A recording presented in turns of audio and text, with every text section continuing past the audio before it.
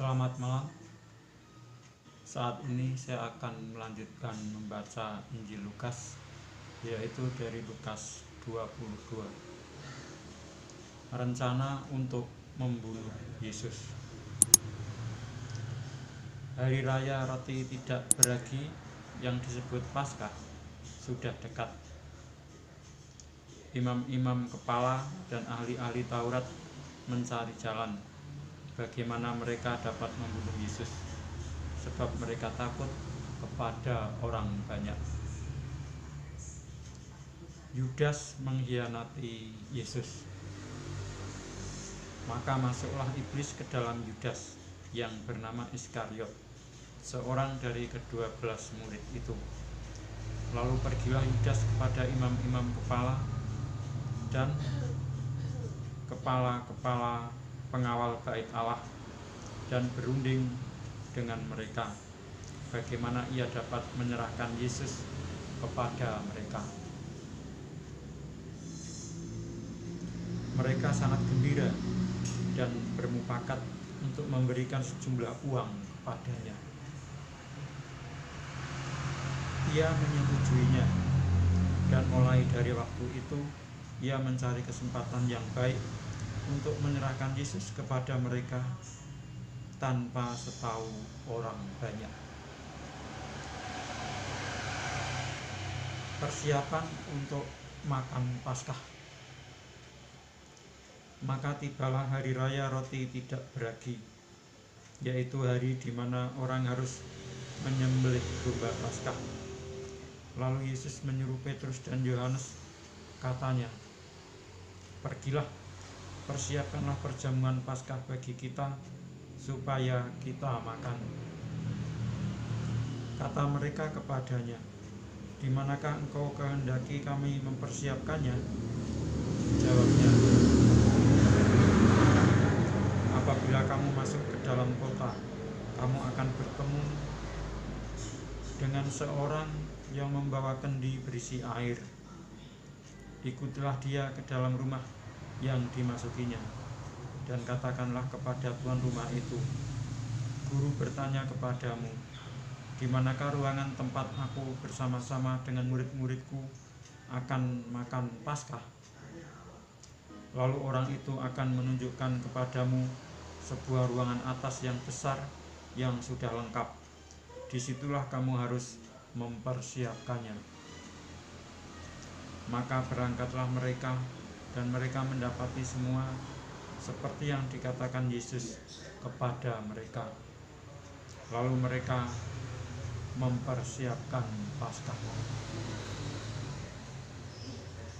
Penetapan perjamuan malam.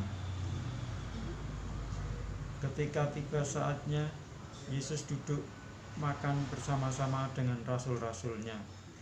Katanya kepada mereka, "Aku sangat rindu makan Paskah ini bersama-sama dengan kamu sebelum aku menderita.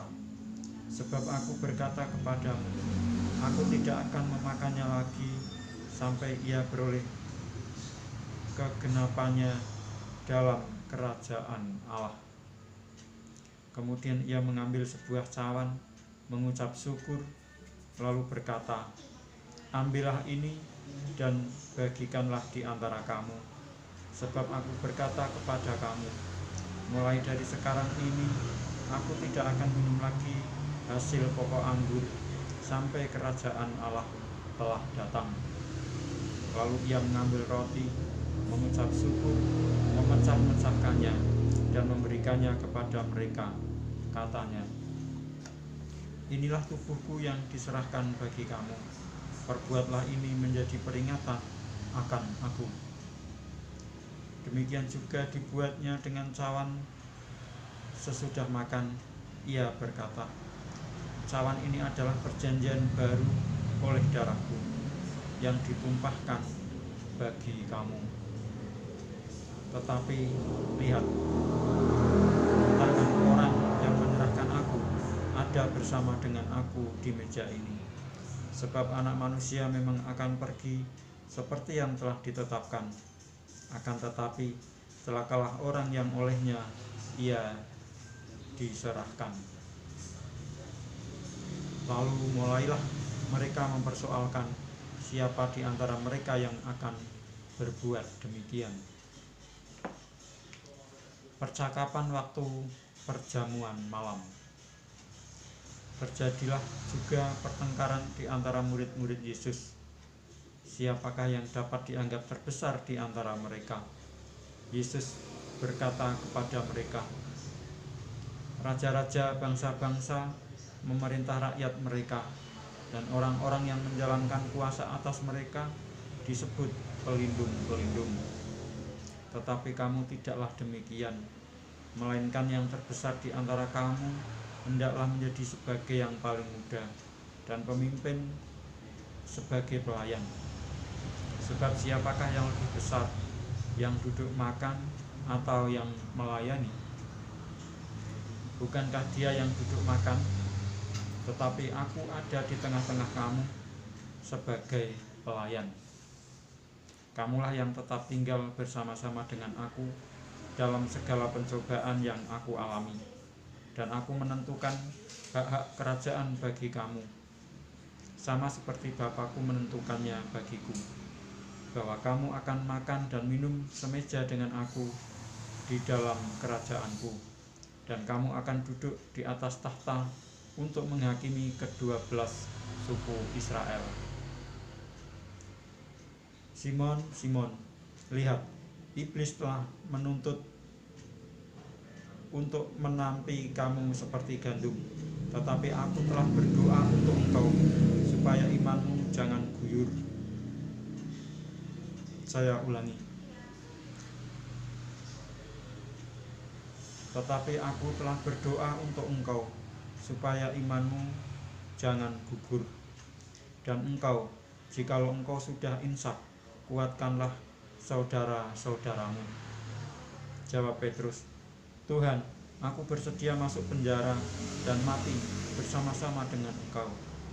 Tetapi Yesus berkata, aku berkata kepadamu, Petrus, hari ini ayam tidak akan berkokok sebelum engkau 3 kali menyangkal bahwa engkau mengenal aku. Lalu ia berkata kepada mereka, ketika aku mengutus kamu dengan tiada membawa pundi-pundi, bekal dan kasut, adakah kamu kekurangan apa-apa? Jawab mereka, suatu pun tidak. Katanya kepada mereka, tetapi sekarang ini siapa yang mempunyai pundi-pundi, hendaklah ia membawanya. Demikian juga yang mempunyai bekal, dan siapa yang tidak mempunyainya, hendaklah ia menjual jubahnya dan membeli pedang. Sebab aku berkata kepada kamu, bahwa nas kitab suci ini harus digenapi padaku. Ia akan terhitung di antara pemberontak-pemberontak, sebab apa yang tertulis tentang aku sedang digenapi. Kata mereka, Tuhan, ini 2 pedang. Jawabnya, sudah cukup.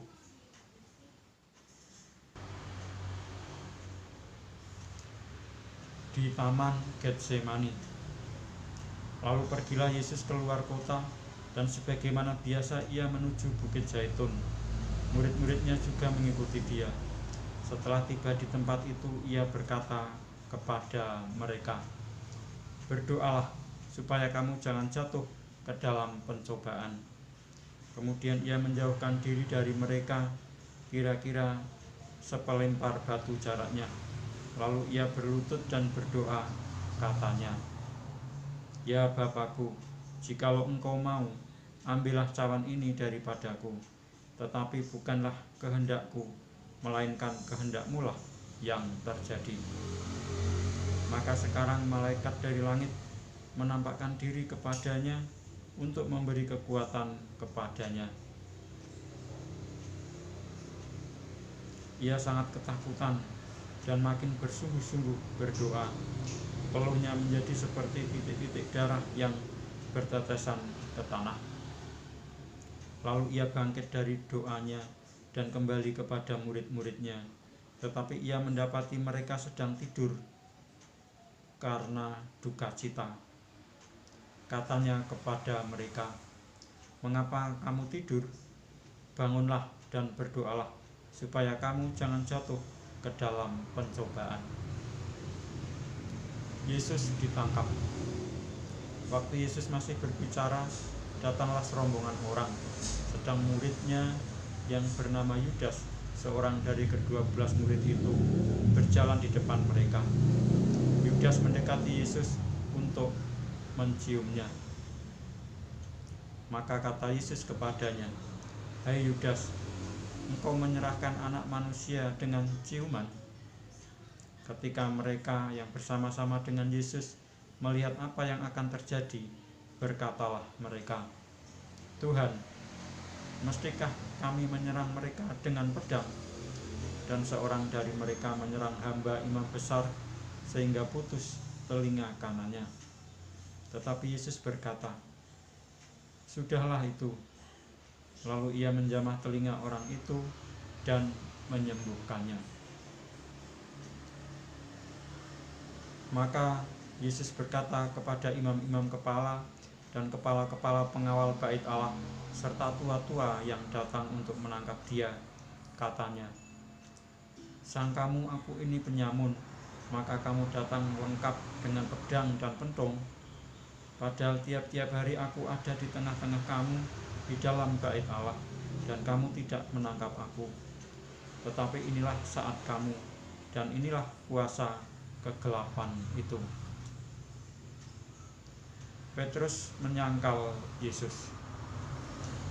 Lalu Yesus ditangkap dan dibawa dari tempat itu.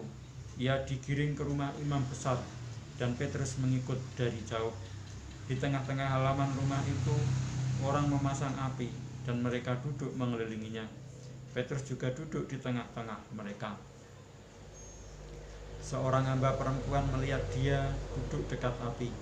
Ia mengamat-amatinya lalu berkata, "Juga orang ini bersama-sama dengan dia." Tetapi Petrus menyangkal, katanya, "Bukan, aku tidak kenal dia." Tidak berapa lama kemudian, seorang lain melihat dia lalu berkata, "Engkau juga seorang dari mereka." Tetapi Petrus berkata, "Bukan, aku tidak." Dan kira-kira sejam kemudian, seorang lain berkata dengan tegas, "Sungguh, orang ini juga bersama-sama dengan dia, sebab ia juga orang Galilea." Tetapi Petrus berkata, "Bukan, aku tidak tahu apa yang engkau katakan." Seketika itu juga, sementara ia berkata, berkokoklah ayam. Lalu berpalinglah Tuhan memandang Petrus. Maka teringatlah Petrus bahwa Tuhan telah berkata kepadanya, "Sebelum ayam berkokok pada hari ini, engkau telah 3 kali menyangkal aku." Lalu ia pergi keluar dan menangis dengan sedihnya. Yesus di hadapan mahkamah agama. Dan orang-orang yang menahan Yesus mengolok-olokkan dia dan memukulinya. Mereka menutupi mukanya dan bertanya, "Cobalah katakan, siapakah yang memukul engkau?" Dan banyak lagi hujat yang diucapkan mereka kepadanya. Dan setelah hari siang, berkumpullah sidang para tua-tua bangsa Yahudi dan imam-imam kepala dan ahli-ahli Taurat. Lalu mereka menghadapkan dia ke mahkamah agama mereka. Katanya, "Jikalau engkau adalah Mesias, katakanlah kepada kami." Jawab Yesus, "Sekalipun aku mengatakannya kepada kamu, namun kamu tidak akan percaya. Dan sekalipun aku bertanya sesuatu kepada kamu, namun kamu tidak akan menjawab. Mulai sekarang, Anak Manusia sudah duduk di sebelah kanan Allah yang Maha Kuasa." Kata mereka semua, "Kalau begitu, engkau ini Anak Allah?" Jawab Yesus, "Kamu sendiri mengatakan bahwa akulah Anak Allah." Lalu kata mereka, "Untuk apa kita perlu kesaksian lagi? Kita ini telah mendengarnya dari mulutnya sendiri."